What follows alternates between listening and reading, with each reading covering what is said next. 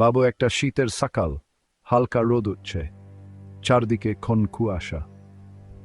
একটা ছোট্ট গ্রাম, পুরো দুনিয়ায় নিঃশব্দ। গাছগুলো কুয়াশায় থাকা, চারিদিকে একটা শান্ত পরিবেশ। এই শান্ত পরিবেশে ছোট্ট সোহান তার দাদা দাদির সাথে ঘুম থেকে উঠল। তার দাদু একজন অভিজ্ঞ কৃষক, সাধারণত এতক্ষণে খেতে চলে যেতেন, কিন্তু আজ তার একটু বিশ্রাম দরকার। সোহান তার দাদুর পাশে বসে একটা গল্প বা শিক্ষার অপেক্ষায়। দাদু, আজ কি করবে? সোহান উষা নিয়ে জিজ্ঞাসা করল। আজ আমি বিশ্রাম নিচ্ছি সোহান, দাদু মৃদু হেসে বললেন। সবারই কখনো কখনো একটু বিশ্রাম দরকার। সোহান কিছুক্ষণ চুপ করে রইল, তারপর বল, কিন্তু আমি খেতে যেতে চাই, আমি তোমার মতো কৃষক হতে চাই। দাদু মৃদু হেসে বললেন, তুমি এখনো ছোট সোহান, তোমার এখনো সেই শক্তি হয়নি।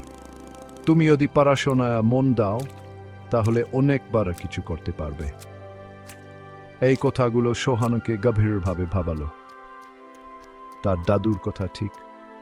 সোহান তার গ্রামটাকে আরো সুন্দর ও সমৃদ্ধ করার স্বপ্ন দেখত। আর সে বুঝতে পারল শিক্ষার মাধ্যমে সে আরো অনেক কিছু অর্জন করতে পারে। সেদিন থেকে সে নিজের কাছে প্রতিজ্ঞা করল সে কেবল নিজের জন্য না, তার গ্রাম এবং পৃথিবীর উন্নতির জন্য কঠোর পরিশ্রম করবে।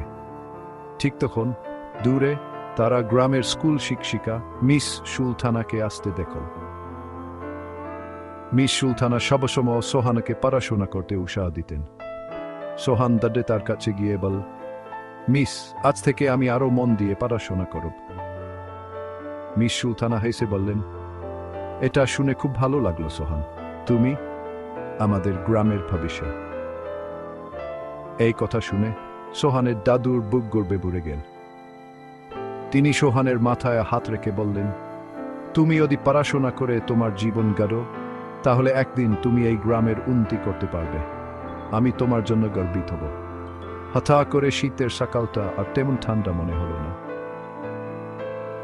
সোহানের চোখে নতুন স্বপ্নের চমক আর তার হৃদয়ে নতুন একটা উদ্যম। সে জানত সেই আয় হোক না কেন, তার গ্রাম এবং তার বাইরেও ইতিবাচক প্রভাব ফেলার চেষ্টা করবে। আর তাই সেই শান্ত শীতের সকালে সূর্য আকাশে উঠতে শুরু করার সাথে সাথে সোহানের যাত্রা শুরু হলো। এমন এক যাত্রা তাকে তার গ্রামের কুয়াশাচ্ছন্ন মাঠের অনেক দূরে এমন জায়গা নিয়ে যাবে এখানে সে সত্যিকারের পরিবর্তন আনতে পারবে। স্বপ্ন দেখতে থাকো, চেষ্টা করতে থাকো, আর মনে রেখো প্রতিটি মহান যাত্রা শুরু হয় এক ছোট্ট পদক্ষেপ দিয়ে।